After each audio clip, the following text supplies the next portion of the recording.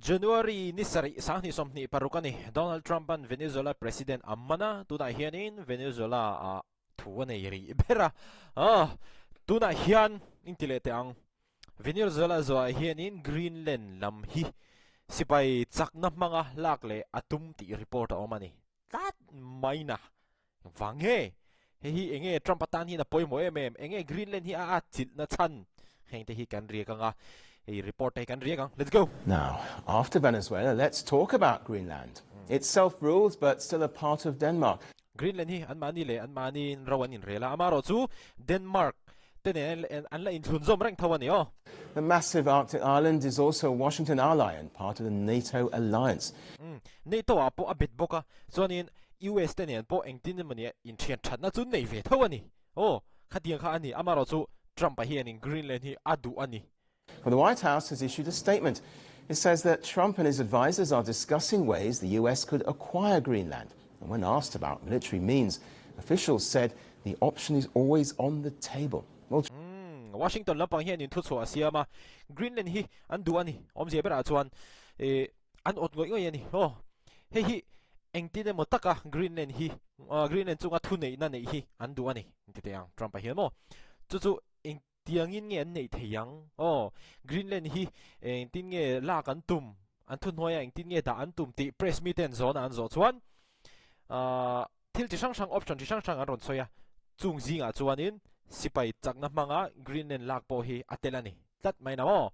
Trump has repeatedly made such remarks to take over Greenland despite its objections. So the White House renewing this stance isn't new, but its timing makes it significant.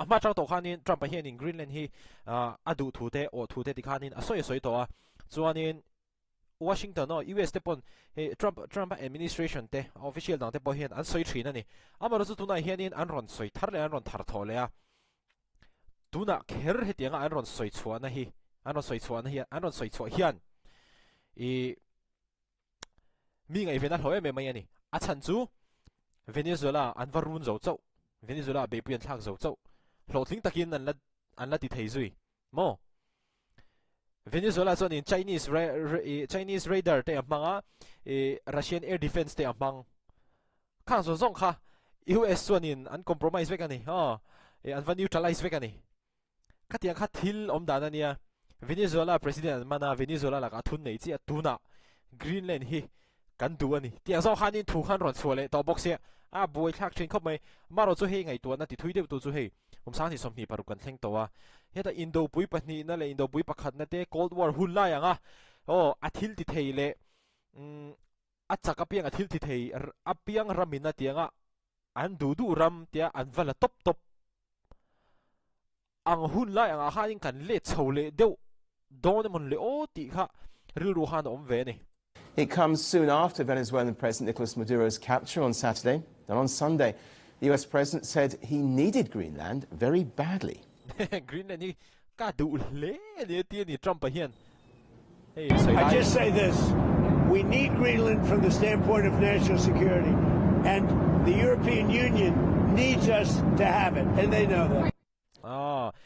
Greenland hi kan ram ven him na in ven him na turatan national security atan apoi mo ni chu wan sonin kan mammo ani atiani hi chu Greenland hi chu national security atan atia Trump hian so amaro chu hetianga internet te ai mang han bro school zoi chuanin Greenland hi oila an hausa gas an hausa rare earth minerals kan tia khanin an hausa bokani hi US hian in odon ti kha chianga Trump po hian odon ti kha chianga nami kha America ram himjok nan America ram national security tan apoi mo ani chu fan sonin Greenland hi kan mamo ani ati azo khanin thu kha han be chota ani mo riek le zelang. Well, for context, this essentially means that one NATO country is threatening another.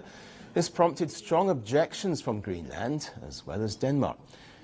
Greenland in an du lo le tianga Trump atena thun chu hi chuan Denmark te pon an du lo le ni hetianga thun chu hi mo chuan Russia po hian in uluk takin alo en thave zel bokani. Frederiksen, the Danish Prime Minister, said an attack on Greenland would signal the end of the NATO alliance, and echoing similar sentiments, Greenland's PM, Jens Frederik Nielsen, urged Trump to give up annexation fantasies.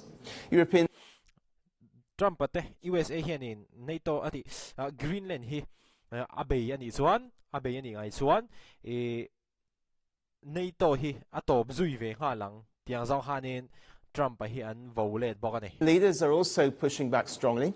On Tuesday, 6 European countries rallied behind Greenland. NATO ram president te po hianin heting hianin Greenland chungchanga thun lo chu ani.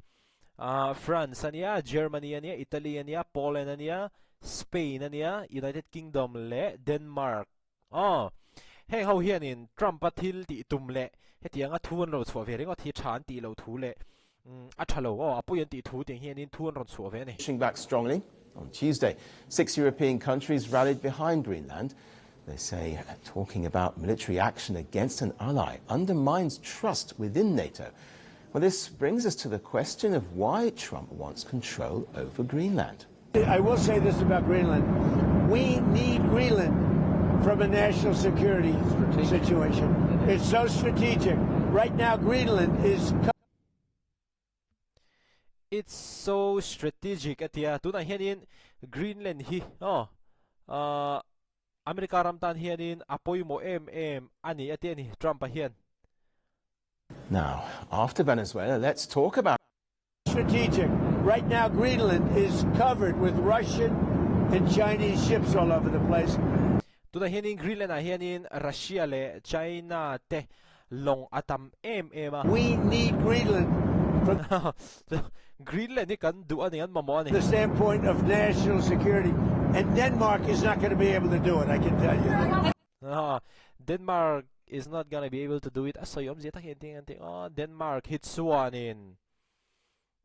Asoy tum kamandeu in ka siya. At sanjo tunay hian in Greenland hian. Greenland hi oil gas le rare earth mineral ahosa.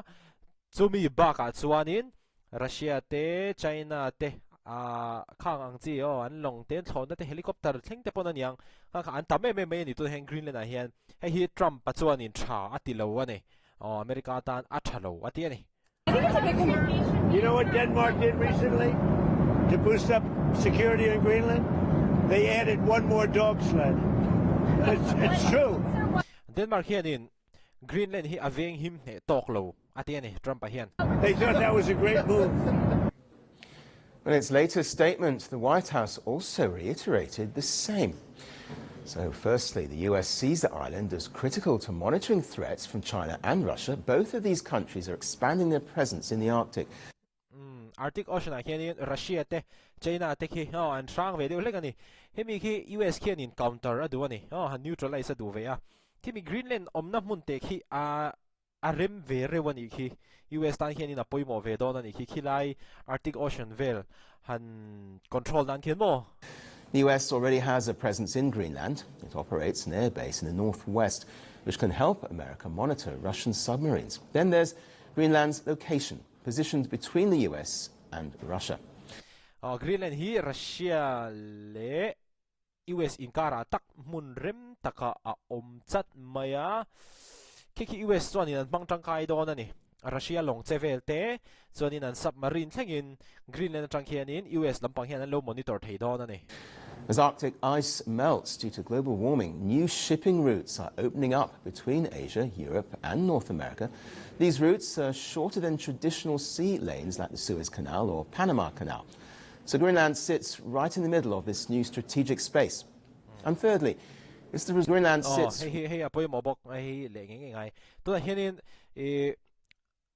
Global warming avang hianin vur tam takhian an tuiral zela ki hianin local theina tur kong thar kha aron hong ve zela ni kimi align pola hi helai hi local na lai tur kha ani chu van chon heta hian longvei wa kan tam kha chuan Greenland a hianin port ten han sia manga longchol na mun thalo tuk hlok lu tuk sum tam takhai lu theina turang kha ani theina lai kha omani Greenland hi mo.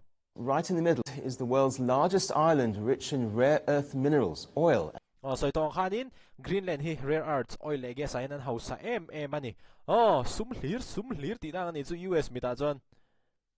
of the word military still on the table, it sends a message to the world. In 2019, Trump first offered to buy Greenland during his first term.